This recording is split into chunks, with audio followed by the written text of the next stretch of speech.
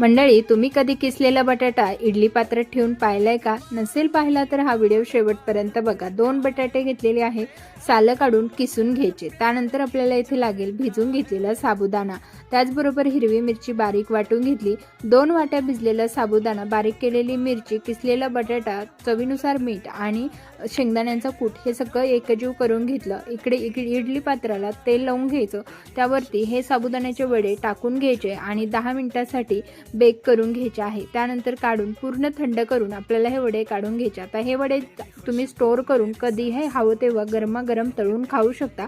आता तुम्हाला यामधले काही वडे मी तळून दाखवते। अतिशय कुरकुरीत आणि अजिबात वडे फुटत नाहीत, तेलकट होत नाहीत, कुरकुरीत आणि गुबगुबीत साबुदाणा वडे तयार झालेले आहेत, पाहू शकता। बनवायची पद्धत अतिशय सोपी, पण खायला म्हणाल तर अप्रतिम होतात। नाश्त्यासाठी बनवा किंवा उपवासाला बनवा। व्हिडिओ आवडला असल्यास लाईक, शेअर आणि सबस्क्राईब। धन्यवाद।